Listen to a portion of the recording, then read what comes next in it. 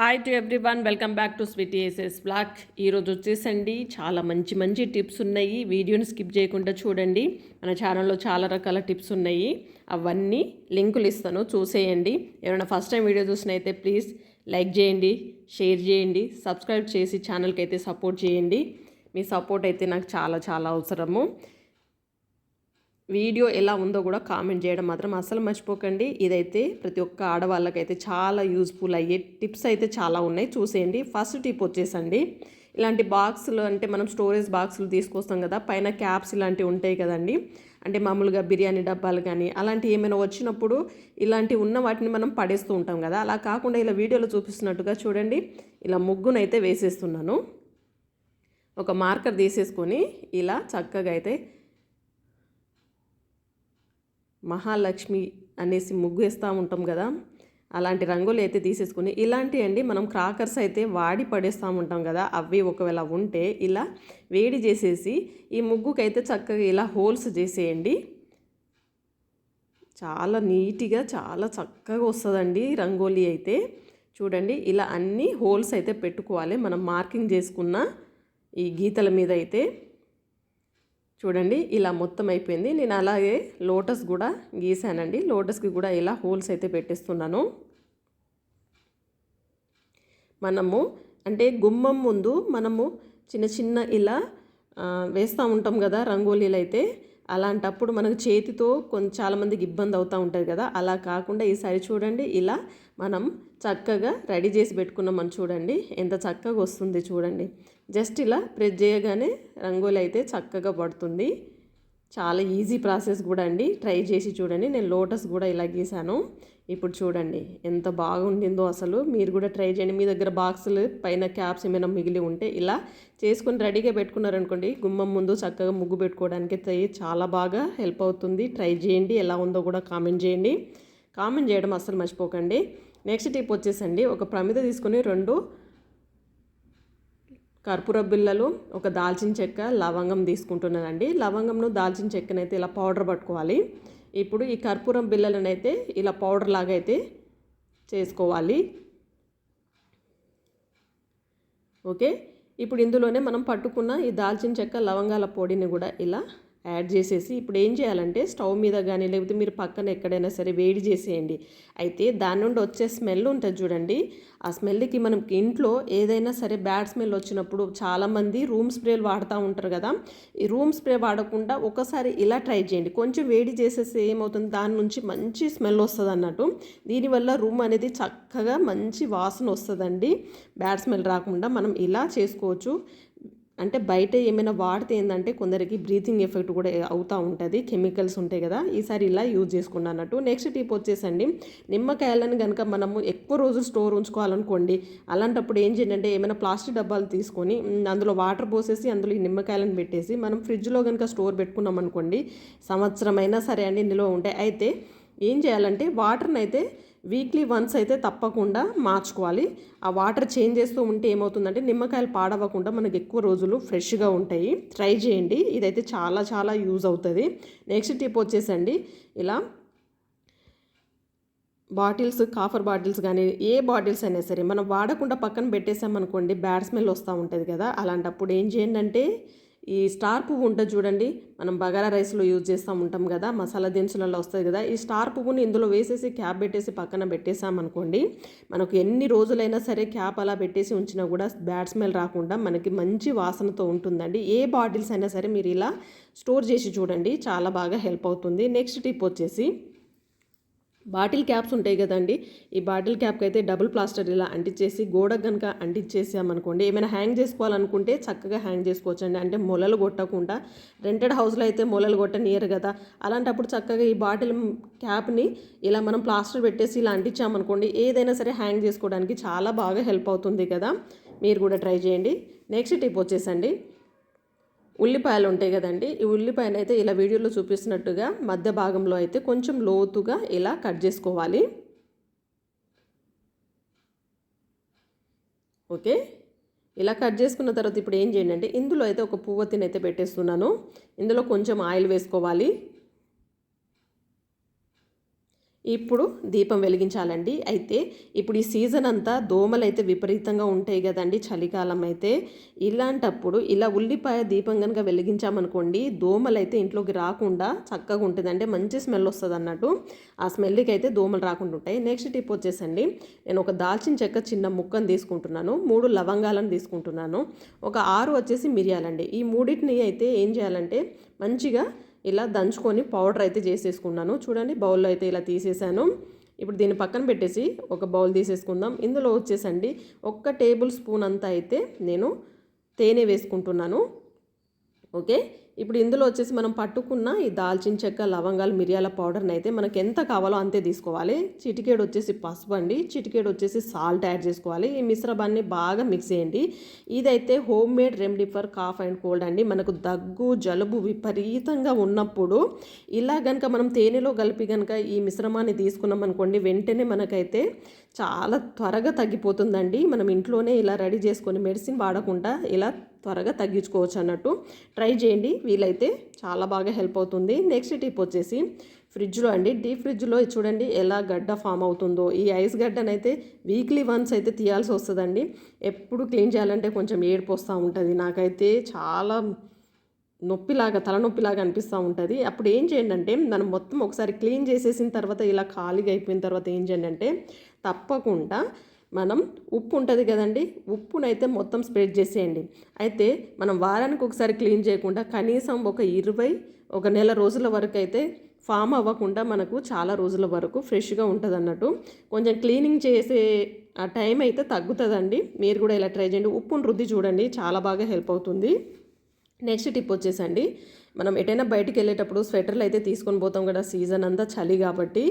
వీటిని ప్యాక్ చేసుకొని మనం లోపలికి తీసుకెళ్లాలంటే బ్యాగులలో ఇవే ప్లేస్ ఎక్కువ ఆక్రమించేస్తుంది, కొంచెం హెవీగా ఉంటుంది కదా. అలాంటప్పుడు ఇలా వీడియోలో చూపిస్తున్నట్టు ఇలా మడత పెట్టేసేయండి, మీకు చాలా ప్లేస్ అనేది కలిసి వస్తుంది అన్నట్టు. చూడండి, ఇలా క్యాప్లోకి ఇలా నెట్టేసామనుకోండి, చూడండి చాలా చిన్న వస్తువులాగా అయితే ఇలా మడత పడిపోతుంది. ఇప్పుడు చక్కగా దీన్ని మనం బ్యాగులో వేసేసుకొని వెళ్ళిపోయామనుకోండి, ప్లేస్ అనేది చాలా వరకు కలిసి వస్తుంది కదా. చూడండి, ట్రై చేయండి. నెక్స్ట్ టిప్ వచ్చేసి అరటిపండుకండి జస్ట్ పేస్ట్ రుద్ది చూడండి, మీకు చాలా బాగా హెల్ప్ అవుతుంది. ఇలా లోపలిదైతే ఆ పండునైతే తినేసేయాలి. తినేసిన తర్వాత ఈ తొక్క ఉంటుంది కదండి, ఈ తొక్కకైతే ఈ పేస్ట్ని అయితే ఇలా పెట్టేసేయండి. ఓకే, లోపల వైపు ఇలా రుద్దేసిన తర్వాత ఖాళీ మడమలు ఉంటాయి కదండి, పగులు ఏర్పడుతూ ఉంటాయి, మొత్తం డస్ట్ చేరిపోయి మొత్తం పగులు ఏర్పడతాయి కదా. దీన్ని చక్కగా ఇలా అరటిపండు తొక్క పైన పేస్ట్ రుద్దేసి బాగా రుద్దండి. రుద్దితే ఏమవుతుందంటే లోపల ఉన్న డస్ట్ అంతా బయటకు వచ్చేస్తుందండి. ఇలా క్లీన్ చేసుకుంటే ఏమవుతుందంటే లోపల మనకి అవి పగుళ్ళు ఏర్పడతాయి కదా, పగుళ్ళు ఏర్పడకుండా అదేవిధంగా సాఫ్ట్గా తయారవుతాయి, గట్టిగా ఉంటాయి కదండి. చలికాలం చాలా ఇబ్బంది పెడతా ఉంటుంది. ఈసారి ఇలా ట్రై చేయండి, ఇలా క్లీన్ చేసుకుంటే చూడండి నీట్గా అయిపోయింది. ట్రై చేయండి, మీకు చాలా బాగా హెల్ప్ అవుతుంది. నెక్స్ట్ టిప్ వచ్చేసి చూడండి, ఇలా మనము కవర్స్లల్లా తీసుకొస్తాం కదా సామాన్లు, కట్ చేసుకున్న అవసరం ఉన్నప్పుడు కొన్ని మాత్రం వాడుకున్న తర్వాత అలానే పక్కన పెట్టేసామనుకోండి, పురుగులు పట్టేస్తూ ఉంటాయి కదా. పురుగులు పట్టకుండా మనం ఏం చేయొచ్చు అంటే దీన్ని మళ్ళీ ప్యాక్ లాగా చేసేయాలి. ఏం లేదండి, స్టవ్ వెలిగించేసేయండి, ఒక స్పూన్ అయితే వేడి చేసేయండి. వేడి చేసిన తర్వాత ఏం చేయండి అంటే, మనం కట్ చేసిన భాగం కాడ జస్ట్ ఇలా ప్రెస్ చేసినట్టు చేసామనుకోండి, అది సీల్ అయిపోతుంది అన్నట్టు. చూడండి, మళ్ళీ మనం దీన్ని అలానే ఉంచకుండా మనకి చక్కగా ఫ్రెష్గా ఉంటే, మనం కొనుక్కొచ్చినప్పుడు ప్యాకెట్ ఎలా ప్యాక్ అయి ఉంటుందో అలా అయిపోతుంది అన్నట్టు. ట్రై చేయండి, మీకైతే చాలా బాగా హెల్ప్ అవుతుంది. నెక్స్ట్ టిప్ వచ్చేసి ఒక మిక్సీ జార్ తీసుకుంటున్నాను. ఇందులో వచ్చేసి ఒక పండిన అరటి పండునైతే తీసేసుకుంటున్నాను. ఇలా చిన్న చిన్న ముక్కల్లాగా కట్ చేసేసుకొని వేసుకోవాలి. ఓకే, ఇప్పుడు ఇందులోనే అండి నేను ఒక 1/2 కప్పు వరకు ఆయిల్ తీసుకుంటున్నాను, సన్ఫ్లవర్ ఆయిల్ తీసుకున్నాను. అదేవిధంగా 3/4 వచ్చేసేమో బెల్లము, ఒక 2 ఇలాచీలు, ఒక 1/2 కప్ వచ్చేసి పెరుగు తీసుకుని ఈ మిశ్రమాన్ని అయితే ఇలా మిక్సీ పట్టుకోవాలి. చూడండి, చక్కటి పేస్ట్ లాగా అయితే రెడీ అయిపోయింది. ఇప్పుడు దీన్ని ఒక బౌల్లోకి అయితే ట్రాన్స్ఫర్ చేసుకోవాలి. ఓకే, ఇప్పుడు స్టెయినర్ తీసుకొని ఇందులో ఒక 1/2 కప్పు వరకు వచ్చేసేమో గోధుమ పిండి, బేకింగ్ పౌడర్ వచ్చేసి 1 టేబుల్ స్పూను, వంట సోడా వచ్చేసి 1 టేబుల్ స్పూను తీసుకొని దీన్ని జల్లించుకోవాలి. పిండిని అయితే ఈ మిశ్రమాన్ని ఇందులో జల్లించుకున్న తర్వాత దీన్ని మంచిగా మిక్స్ చేసుకోవాలి. చూడండి, ఇప్పుడు ఇందులో వచ్చేసి వెనిలా ఎసెన్స్ ఒక 2 డ్రాప్స్ వేసుకుంటే సరిపోతుంది. ఇప్పుడు స్టవ్ వెలిగించేసి ఏం చేద్దామంటే బాదము, జీడిపప్పు, పిస్తా వీటిని కొంచెం డ్రై రోస్ట్ చేసుకోవాలి. అయితే డ్రై రోస్ట్ చేసుకుంటే ఏమవుతుందంటే మిక్సీకి పడితే మనకు మంచి పౌడర్ లాగా వస్తుంది. చూడండి, ఇలా పౌడర్ పట్టుకున్న మిశ్రమాన్ని ఇంతకుముందు మనం కలిపి మిశ్రమంలో వేసేసుకొని, అదేవిధంగా ఒక 2 టేబుల్ స్పూన్లు వచ్చేసండి మిల్క్ పౌడర్ అండి. మీ దగ్గర ఏ కంపెనీ ఉన్నా సరే అది వాడుకోండి. ఓకే, ఇప్పుడు దీన్ని మంచిగా ఇలా మిక్స్ చేసుకున్నాను. ఇప్పుడు ఏం చేస్తున్నా అంటే ఒక కేక్ ప్యాన్ తీసేసుకుని ఇందులో కొంచెం నెయ్యి, అదేవిధంగా కొంచెం వచ్చేసండి మైదా పిండిని ఇలా స్ప్రెడ్ చేసేసాను. ఇప్పుడు కలిపిన మిశ్రమంలో ఒక హాఫ్ చెక్క నిమ్మ చెక్కను పిండేసుకొని కొంచెం పాలు అయితే వేసుకోవాలి. ఓకే, ఇలా కలుపుకున్న తర్వాత మనం దీన్ని కొంచెం ట్యాప్ చేసేసుకొని ఫ్రీ హీట్ చేసుకున్న 5 నిమిషాలు అయితే ఫ్రీ హీట్ చేసుకోవాలి. ఇందులో మనం పెట్టేసి ఒక 45 మినిట్స్ కనుక బేక్ చేసామనుకోండి, వీట్ ఫ్లోర్ జాంగ్రీ తోటి బెల్లం బనానా తోటి చక్కటి కేక్ అయితే రెడీ అయిపోయిందండి. చాలా హెల్దీ కదా, ఇలా పిల్లలకి చేసి ఇవ్వండి. ఇందులో మైదా వాడలేదు, కోడిగుడ్డు వాడలేదు, నేను ఓవెన్ కూడా వాడలేదు. స్టవ్ మీదనే ఏమేమి వేసాను, అరటిపండు గోధుమ పిండితోటి బెల్లంతోటి అయితే కేక్ తయారు చేశానండి. చాలా టేస్ట్గా వచ్చింది. మీరు కూడా ట్రై చేయండి, పిల్లలకి ఇలా ఇవ్వండి. హెల్తీగా చాలా పోషకాలు కూడా ఉంటాయి కదా, డ్రై ఫ్రూట్స్ కూడా వేసాను కదా, ట్రై చేయండి. నెక్స్ట్ టిప్ వచ్చేసండి, ఇలా గ్రీన్ టీ ఉంటాయి కదండి, ప్యాకెట్స్ మనకి ఎక్స్పైర్ అయిపోయిన తర్వాత కొన్ని పడేస్తూ ఉంటాం కదా. ఈసారి పడేయకుండా ఏం చేయండి అంటే ఒక ప్యాకెట్ని అయితే తీసేసుకొని ఇలా ఈ టీ బ్యాగ్ని అయితే తీసేసుకోవాలి. ఓకే, ఇప్పుడు దీన్ని ఏం చేద్దామంటే ఇది చాలా బాగా హెల్ప్ అవుతుందండి. పడేయకుండా ఇలా యూజ్ చేసుకుంటే చాలా చాలా యూజ్ అవుతుంది. మొక్కలు ఉంటాయి కదండి, గులాబీ మొక్కలకైతే మన ఈ కుండలో ఇలా పెట్టేసి పైనుంచి కొంచెం మట్టిని కనుక ఇలా లోపలికి అయితే చూపించామనుకోండి, మనకి మొక్కలైతే చక్కగా ఎదుగుతాయి. అదేవిధంగా పోషకాలు అందేసి చక్కటి ఫ్లవర్ని అయితే పువ్వులను అయితే బాగా వస్తాయండి. ట్రై చేయండి, ఇలా పడేయకుండా మొక్కలకి ఇచ్చేయండి.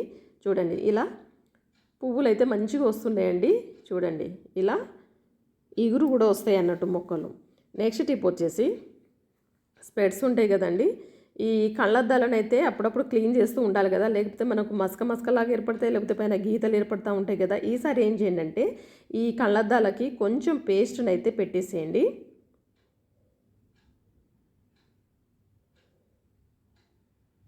ఓకే, ఇప్పుడు దీన్ని ఏం చేయండి అంటే చక్కగా ఇలా వేలుతోటి అయితే రుద్దేసేయండి.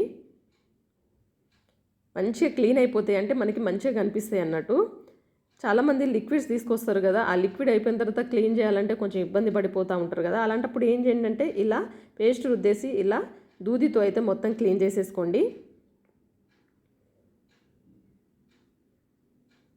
ఓకే, మంచిగా తూడ్చేయాలి. అలా తూడిస్తే చక్కగా క్లియర్ అయిపోతుందండి, స్పెడ్స్ కూడా పర్ఫెక్ట్గా కనిపిస్తాయి. ఈసారి ఇలా ట్రై చేయండి. నెక్స్ట్ టిప్ వచ్చేసండి కత్తులండి, చాకులు వచ్చేసి మనం కూరగాయలు కట్ చేసినప్పుడు అయితే ఇవి మొండి బారిపోతూ ఉంటాయి కదా. అలాంటప్పుడు ఏం చేయండి అంటే ఇంట్లో రూపాయి బిళ్ళ ఉన్నాయనుకోండి, రూపాయి బిళ్ళతోటి ఇలా గట్టిగా ఇలా రుద్దేసేయండి. ఒక 2 నిమిషాలు కనుక మనం ఇలా గట్టిగా రుద్దేసామనుకోండి, అవి అయితే ఎంత మొండి బారిన చాకులైనా సరే షార్ప్ అయిపోతాయండి. మనకు వెజిటేబుల్ కట్ చేసేటప్పుడు అయితే చక్కగా హెల్ప్ అవుతాయి. ట్రై చేయండి, ఇలా వీడియోలో చూపిస్తున్నట్టుగా బాగా ఇలా గట్టిగా రుద్దేసేయండి. చక్కగా షార్ప్గా అయితే అయిపోతాయండి. చూడండి నేనైతే ఇలా షార్ప్ చేసేసాను, మీరు కూడా ట్రై చేయండి. నెక్స్ట్ టిప్ వచ్చేసి మనం ఏదైనా పోపులు చేసినప్పుడు ఏమవుతుందంటే మనం స్టవ్ని అయితే నీట్గా కడుక్కొని పెట్టేసుకుంటాం, కానీ పోపు చేసినప్పుడు ఏమవుతుందండి ఆయిల్ అంతా పైన పడుతుంది, మళ్ళీ క్లీన్ చేయాలా అని అనిపిస్తూ ఉంటాయి కదా.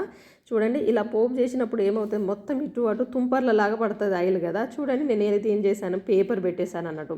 పేపర్ పెట్టేస్తే చూడండి ఆయిల్ అనేది ఎలా పడ్డదో. చక్కగా మనం పోపు చేసేసిన తర్వాత ఈ పేపర్ను కనుక రిమూవ్ చేసామనుకోండి, మనకు స్టవ్ తుడిచే పని అయితే చాలా వరకు తగ్గిపోతుంది, మనకు శ్రమ తగ్గుతుంది, చక్కగా కలిసి వస్తుంది కదండి. టైం అయితే చూడండి నీట్గా అయిపోయింది అన్నట్టు. మీరు కూడా ఇలా ట్రై చేయండి, పేపర్ పెట్టి చూడండి, వెంటనే మళ్ళీ తీసేస్తే సరిపోతుంది. నెక్స్ట్ టిప్ వచ్చేసండి పప్పు కుక్కర్లో చిన్న గిన్నె పెట్టి చూడండి, నిజంగా ఆశ్చర్యపోతారండి. ఇదైతే చాలా చాలా హెల్ప్ అవుతుంది. మనం పప్పు ఉడకబెట్టేటప్పుడు ఏమవుతుందంటే ఏమైనా ఎక్స్ట్రా వాటర్ ఉంటే ఏమవుతుంది మొత్తం పొంగిపోతుంది, మనకి విజిల్ రాదు కదా. అలాంటప్పుడు ఏంటంటే ఇలా పప్పు పెట్టినప్పుడు లోపల చిన్న గిన్నెని పెట్టేసి ఇలా కనుక విజిల్ పెట్టామనుకోండి, పైన చూడండి ఎక్కడ అసలు పొంగలేదు, మనకు విజిల్ కూడా పర్ఫెక్ట్ వచ్చేస్తుంది. ఎక్స్ట్రా వాటర్ ఏమవుతుందంటే చూడండి ఇలా బౌల్లోకి వచ్చి ఆగిపోతాయి అన్నట్టు. అలా అయితే మనకి చక్కగా కుక్కర్ అనేది విజిల్ వస్తుంది, పైన పొంగకుండా మనకి చాలా బాగా హెల్ప్ అవుతుంది కదా. చూసారా ఇలా ఎక్స్ట్రా వాటర్ అనేది బౌల్లోకి వచ్చి పడిపోతుంది అన్నట్టు. మీరు కూడా ఈసారి ట్రై చేయండి. పప్పు కూడా సూపర్గా ఉడికిపోయిందండి చూడండి. నచ్చితే మాత్రం తప్పకుండా లైక్ చేయండి. ప్లీజ్ లైక్ చేయని వాళ్ళు, సబ్స్క్రైబ్ చేయని వాళ్ళు కూడా ప్లీజ్ సబ్స్క్రైబ్ చేసి ఛానల్కి అయితే సపోర్ట్ చేయండి. ఎలా ఉందో కూడా కామెంట్ చేయండి. నెక్స్ట్ టిప్ వచ్చేసండి, ఇలా బెడ్షీట్లు అండి. కొత్తవి తీసుకొచ్చినప్పుడు కొన్ని బాగా కలర్ఫుల్గా ఉన్న బెడ్షీట్లు అయితే ఏమవుతాయంటే కలర్ పోతూ ఉంటాయి కదా. మనము ఫస్ట్ టైం కనుక తీసుకొచ్చి మనం డైరెక్ట్ కనుక అలానే వాడేసిన తర్వాత ఏం చేస్తామో కడిగేటప్పుడు ఏమవుతుందంటే ఇవన్నీ కలర్ పోతాయి. కానీ దీనికి ఒక చిన్న చిట్కా ఉందండి. మనం బకెట్లో నీళ్ళు పోసిన తర్వాత పెద్ద ఉప్పు ఉంటుంది కదండి, రాళ్ళ ఉప్పుని వేసేసి కొంచెం సర్ఫ్ వేసేసి ఏం చేయాలంటే ఒక్క 10 నిమిషాలు అయితే ఈ కొత్త బెడ్షీట్లను అయితే ఇలా నానబెట్టాలి. నానబెట్టేసామనుకోండి, చూడండి ఒక 10 నిమిషాల తర్వాత చూస్తే కలర్ అనేది కొంచెమే పోతుందండి. అంటే ఉప్పు వేయడం వల్ల కలర్ అనేది ఎక్కువగా రిమూవ్ అవ్వదు అన్నట్టు. ఈసారి ఇలా ట్రై చేయండి, చాలా హెల్ప్ అవుతుంది. నెక్స్ట్ టిప్ వచ్చేసండి నిమ్మకాయ అండి. నిమ్మకాయని మనము రసం పిండాలంటే మనము ఇవి గట్టి పడిపోయిన తర్వాత తీయాలంటే రసము మానంగా రాదు కదా. ఏం చేయండి అంటే చాకు గుచ్చేయండి నిమ్మకాయకి. గుచ్చిన తర్వాత ఏం చేయండి అంటే ఇలా కొంచెం వేడి చేయండి. వేడి చేస్తే ఏమవుతుందంటే అది కొంచెము లూజ్ అవుతుందండి.